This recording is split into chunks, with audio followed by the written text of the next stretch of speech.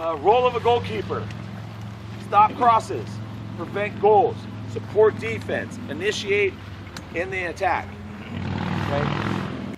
Fitness requirements: flexibility, agility, strength, power, endurance, quickness, coordination, and movements.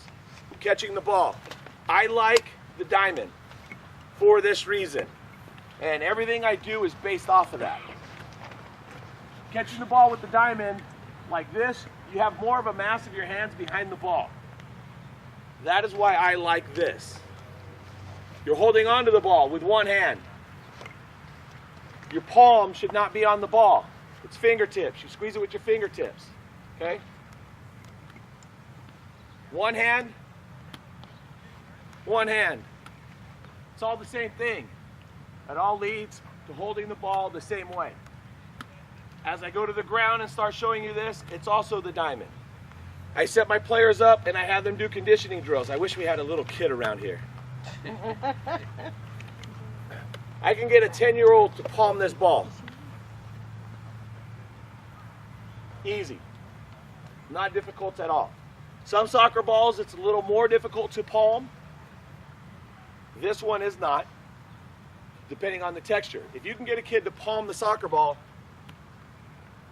that then leads into how they catch it. You want to stand up for me? So I start them off with simple warm-ups. Go ahead, go right over there. Just throw the ball back and forth. And I want fingertips, not palm, on the ball. Nice and easy. Fingertips, fingertips, fingertips. Nice. Give me another ball, please.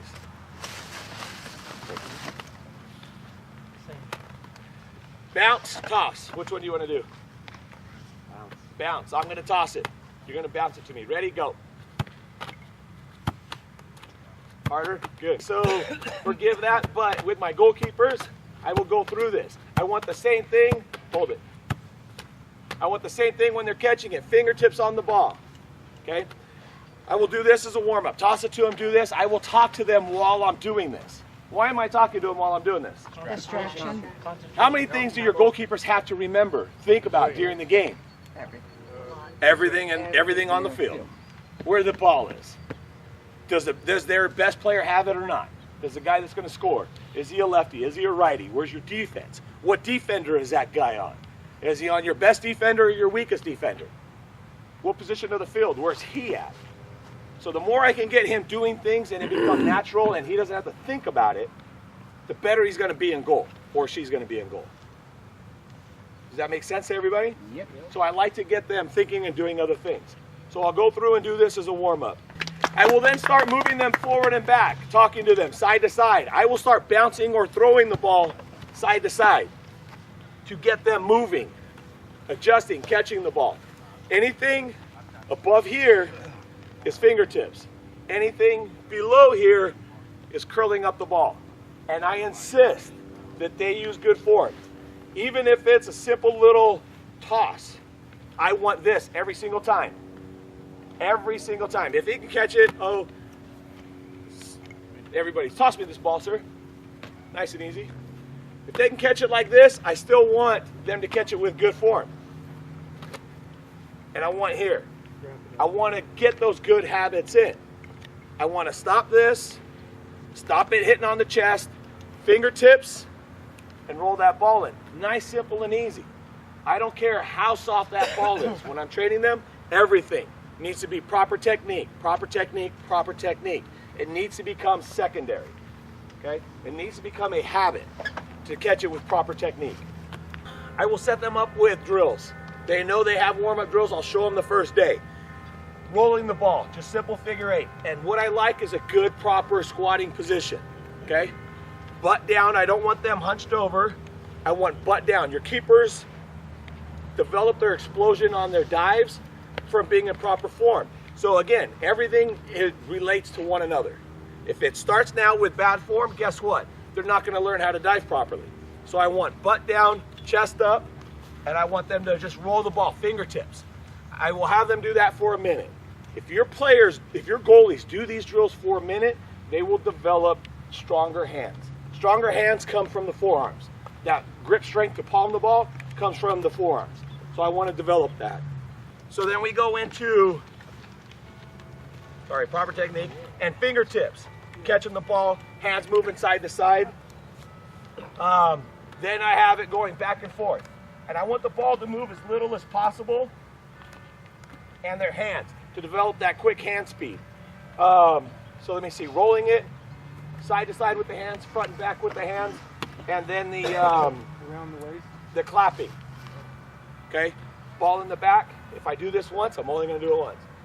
If I catch it once. Oh, I missed it. So forward, back.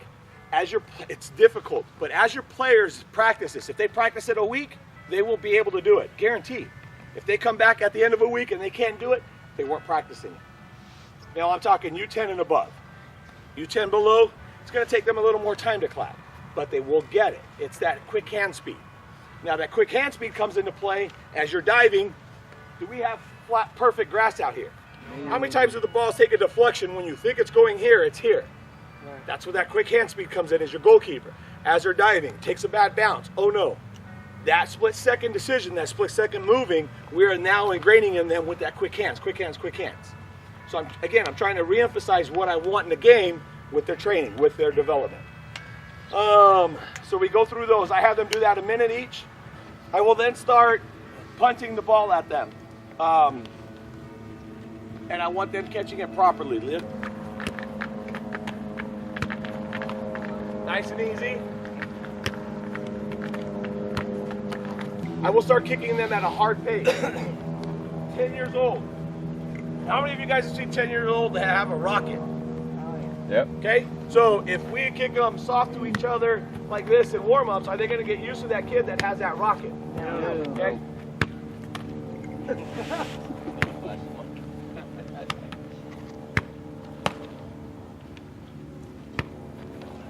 And I want proper technique. When you hit the ball, throw it to me. Throw it hard. Okay, you hear it. You can tell when you catch it correct or not. Go ahead, throw it again. Softer, quieter. Fingertips, fingertips, fingertips. Fingertips, fingertips. Do you hear the difference? Yes. It's here. No. Below. Anything below here, I want this. Anything here that you can catch it with your fingertips, this is what I want. Okay? I'll look. Okay. Nice and easy. I will want them to catch it with one hand. Work on that fingertips. If you have a kid who has small hands, get a smaller ball. Have them develop that. Okay? If they can palm the soccer ball, oh, my palming drill. I will have them. Yeah. Okay. Give it to me. Yeah. Other hand. Yeah, because you're still working stage 4s, aren't you? No. Oh, you have the five? Oh, yeah. You will then, yeah. But that's good practice. Yeah, you yeah, just take an old 4, like I got a bunch of 4s. Okay, and I will go back and forth like this. You know. My U10s, all of my U10s, I have never had a problem getting them to palm a size 4 soccer ball. The only times they can't is when the soccer ball has a surface on there that doesn't allow them to palm it. It's too slick. Lick your fingertips, they can palm it a little bit easier. So punting the ball, I want that good form. I will then start, throw me the ball low. Yeah. Here, nice and easy. Roll it up, roll it up. Not this. Nice and soft, I could do that all day long. That's not what I want. Good form, proper technique. Here, holding the ball up. This leads into going down to the ground. Those nice quick dives, straight forward. Good, proper technique, through and through. I can't say it enough. Baseball throw. You don't want to have my theory, U12 below do a baseball throw. Too much torque, too heavy on the shoulder. Okay? You want to sling it out. Arms straight, less pressure on the shoulder. Use their body as they're coming through. They should hold on to the ball like this. Nice and easy. Release. Some of your kids, especially your baseball players, will want to do it as a baseball throw. Stop it. Stop it quick on those younger ones, U12 and below. If you got a big, strong 12-year-old, okay. We want to teach them to sling, have them do the sling. Way too much tension, way too much torque on that shoulder. We don't want to blow them out. It's like young kids throwing a curveball. Same thing. It's something that, you know, wherever you fall on that baseball line, I'm not a baseball coach. I don't know, I just hear a lot of bad things about kids with that. Same thing with them throwing it as a baseball. Him and I can throw it as a baseball all day long. As you get older, that baseball throw you will use, and we will show that. So fingertips, fingertips, fingertips. Fingertips, fingertips, fingertips. Holding onto the ball. Now I went down and caught the ball with my hands because I want it here in my, when I play, I want the ball in my fingertips. So if your player can, that's fine. But if they're gonna go down, wrap it up. Does that make sense? I feel like I just went. All right.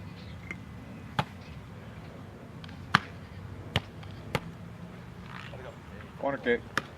That's wet.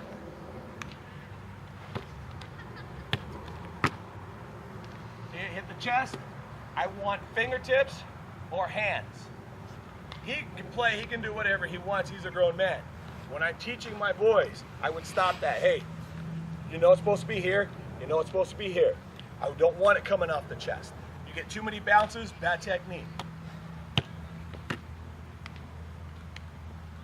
That wrap up should be nice and easy, nice and quiet when they wrap it up. It should be fingertips in.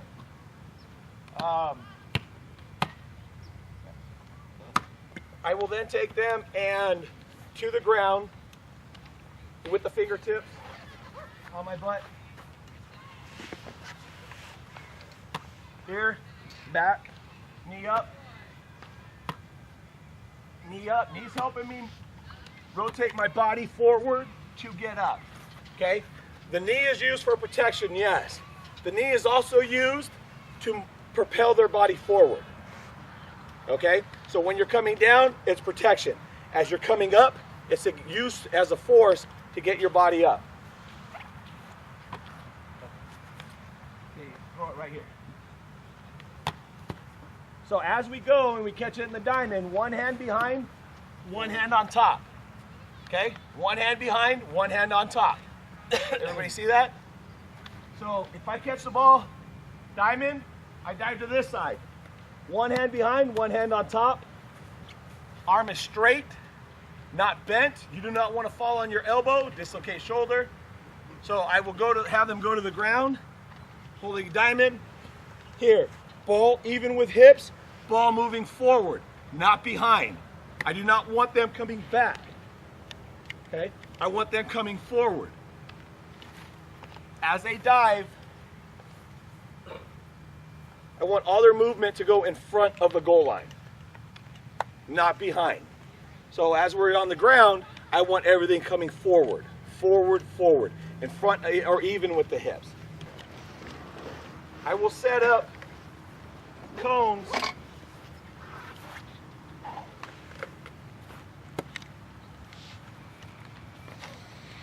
hips right behind the cones. Ball needs to go to the cones. That's kind of close.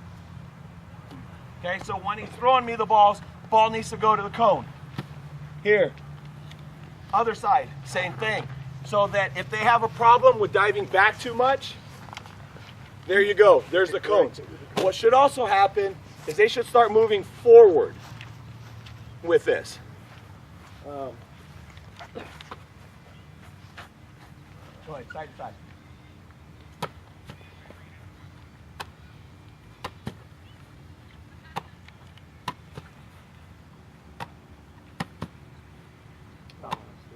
Okay, moving side to side. I'm using that leg, propelling. I call it walking. How many of you guys have seen goalkeepers do this as a warm-up? Even just with the ball in their hand, same thing. They're getting that hip up, pushing it forward, propelling themselves forward. So their butt is literally walking as they're doing this. I will then take them to their knees with this. Yeah, throw it like right here. Easy. Give me nice and easy. It's gonna make me work. Okay. Same thing, nice and easy. ball going in front, one hand behind, one hand on top, not palming it. Okay? I want the ball to hit the ground first. Bouncing the pressure. Hitting the ball on the ground, wouldn't the ball bounce up? That's why I have one hand behind it and one hand on top to hold it down. One of the clinics I went to, he was a goalkeeper, grew up doing karate. Anyways, from their karate background, when you receive a blow, you distribute it throughout your body. You don't take it where you hit. So if you get hit in the ribs, you use that to distribute the force throughout your body. Same thing with soccer, with the soccer ball. I want the soccer ball to hit the ground. I want to hear it because that's taking the brunt of the force and their body comes down lightly. Earlier when I was talking to the advanced group, I was telling them I'm a coach that likes to build success with my players, make things become a habit. I will have them dive onto a futon mattress, dive onto something soft. I will pick the most lush piece of grass for them to dive to. I don't want them to worry about diving on hard dirt, because then they're going to be worried about diving on hard dirt and not worried about the proper technique. I will have my players, again, I'll just throw the ball, dive futon, throw the ball, dive futon. How many times do they need to dive in a game? They may go a couple games without diving. You know, everything may be straight to them. So when they do need to dive, it needs to become instinct.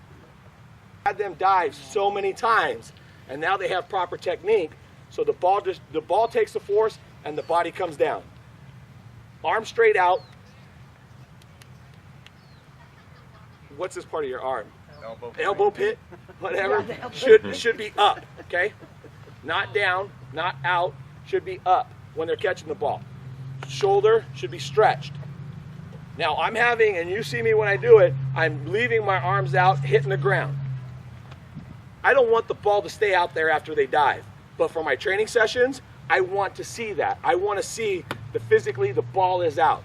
So as we're going, I'm going to backtrack a little bit. As we're doing this, I want it to sit. I want to see that ball is out.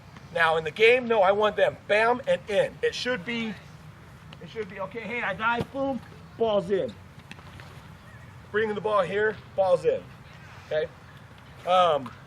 But for training sessions, I want to see that ball sit out there for a second. Split second, I want to see it out, see it out, see it out. So I see that they're landing correctly. I see that they have good form. Wanted to get that in. So I will take them from their butt to their knees. How do you correct it? Like, I had a kid last year. I did that drill all the time with him, but he'd always land on his elbow. And I tried to get to where he landed on the ball, but especially up twice where they, you know, like by nature they just want to go down on their elbow to cushion their fall. But of course, like you said, they take it on their shoulder.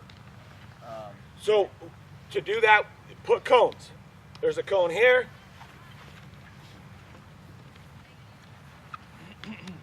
There's a cone there. Maybe a little bit further. Start them on their butt, have them go to their knees. When they dive out, I got to get the ball to the cone.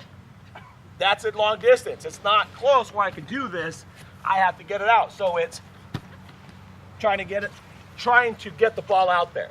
So now they're having to stretch their arm to get that proper technique. Okay? If you want to do it on the butt, okay, get it out there. They're having to stretch. And then also throwing the ball out or having the ball sit out.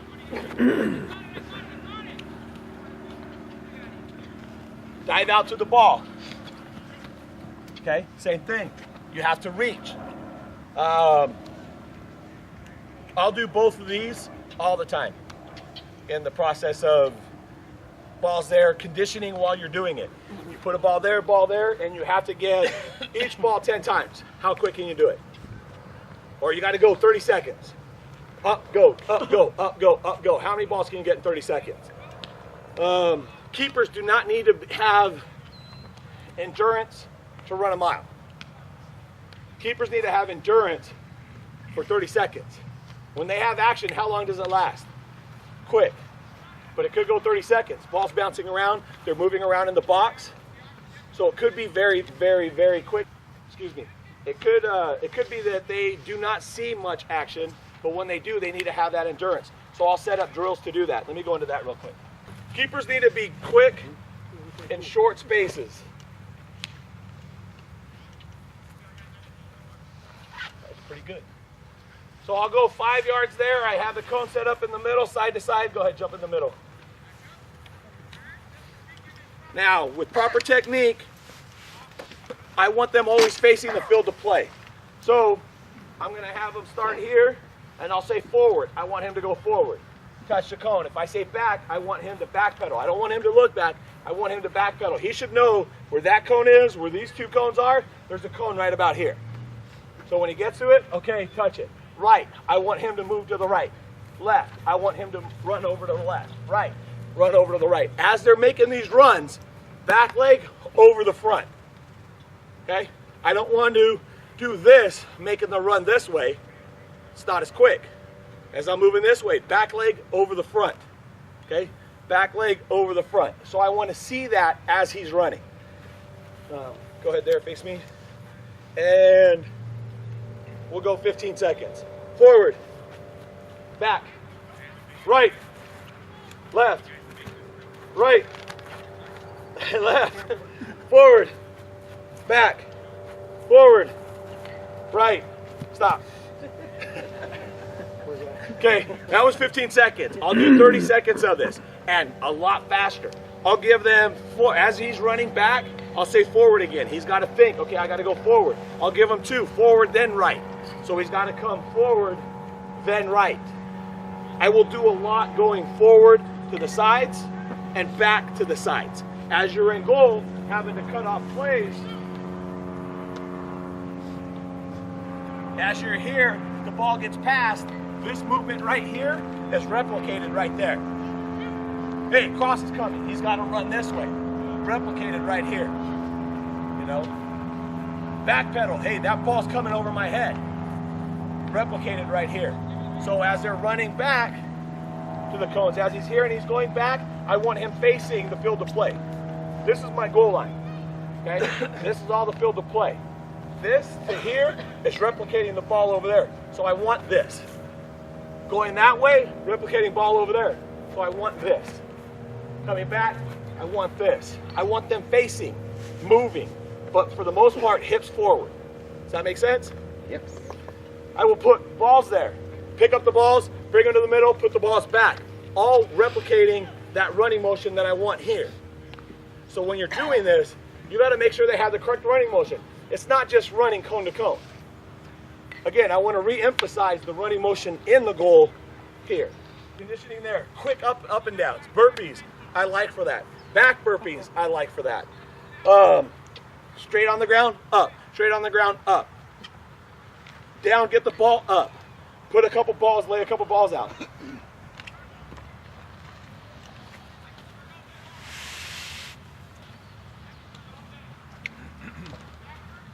Have them do a burpee, pick up the ball. Do a burpee, pick up the ball. 1, 2, 3. Pick it up, set it down. So I'll say 1. They got to do a burpee, pick up the ball. 3. Burpee, pick up the ball. 2. Burpee, pick up the ball. 1. Burpee, pick up the ball. Back burpees. Coming from the back. Same thing. As they're going on their back to get up, they need to use that foot. No hands. Let's see if I can do this. I know I'm going to slip. I don't have the right shoes on. Quick and easy. One time you do it, you demo it right, you don't demo it again. You want to see video of it? He's got it. He can show you later. So you want to use that leg to kick. You want to use the force, the momentum to propel you forward. Up, foot under, jump. You want to get up quickly. How many? One of the key things in the book, goalkeepers start the attack, correct? Yes. You got 2v1 up there. 2 forwards versus 1 defender. Forwards were slacking coming back. Keeper got pressure, now he's got the ball. Do you want him to wait? Push everybody up, or do you want him to get that ball to that player quick? Up, quickly, see, get it to him. But if your keeper's down here, and he has to... Proper technique makes everything easier. Teach them the proper technique. Punching the ball, okay? Again, I want to promote success and build success. So you can start them on their butt doing this. I like to start on the knees because it's not that far of a fall. Usually when I get into this, it's later in the season. It's not with a brand new keeper, okay? There's a lot that we need to teach goalies. So if you give them too much at once, they're not going to develop. Everything is baby steps, baby steps, baby steps. Build up. Age appropriate, build up, okay?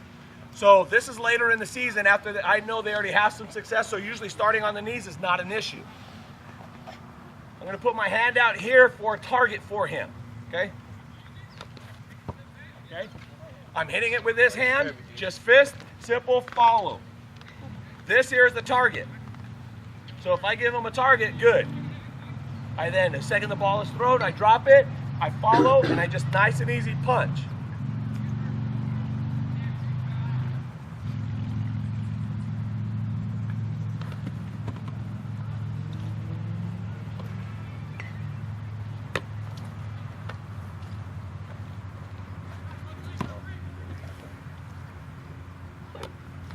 Nice and easy. Okay? Just parlaying the ball over, up and out. Again, the guy's catching the ball on the outside, proper technique. As I'm hitting it out to him, he should be proper technique catching that ball at all times. So that's working there. Coming to doing the ball back. Let's go this way. I'm going to go to this side because I'm easier this way than I am this way.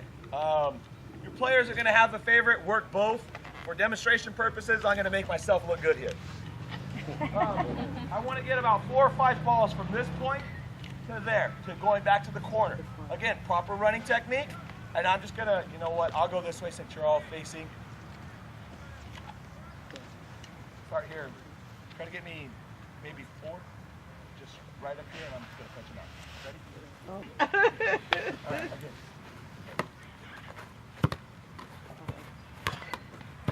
okay. You want to get the player used to running back to the post and having to jump up and get that last one there.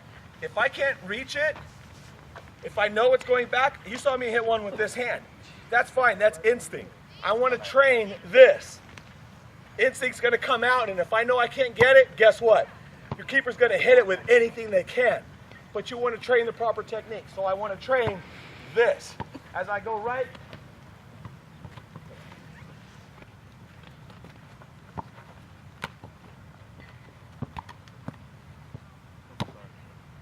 hit that last one there on that corner. All right, just hit one right there on that corner. Knew it wasn't there. He's not that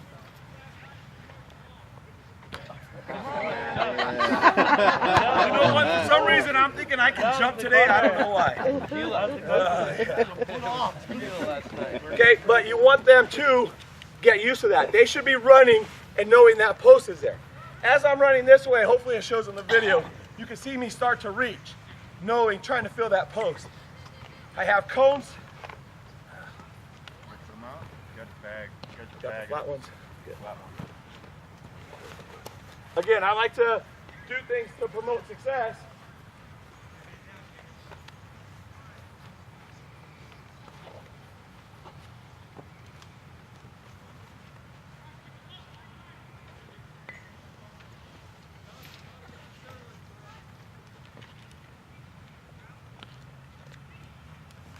So that when your keeper is running, they know to follow these lines.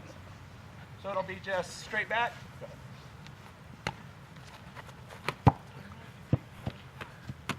Okay? So that they know and they can see it. Peripheral vision, as I'm going, okay, I'm following the cones, nice and easy. So I'll start them on the ground with the punching, and then I'll do this again and again and again and again. This is later in the season. I don't do this day 1. I don't even do this day 2. If I have a 12-year-old that I'm training, I probably won't get into this 4 months, 5 months, because I want solid technique. Hands, again and again and again. The side to side, falling on the ball, getting it properly. I use this later. I always tell my keepers, you get beat over your head, I'm okay with that. You get beat over your head, I'm okay with that. I don't want them getting beat side to side. Most kids at 12 can't jump really well. 16-year-olds, all day long I start them on this. By that time, they should be developed. They should have those hand techniques. So if now I'm training them, I'll do this right away. Does that make sense? So we did the punching side to side and then the punching back. If you don't practice it, don't yell at them when they can't do it in a game. If you don't teach them, if you don't give them some training in this, you have no business yelling at them, why did you not hit it over the goalpost? You didn't give them the tools for success. The second you start yelling at them for things that you're not doing, then we're not being a successful coach. We're not promoting success.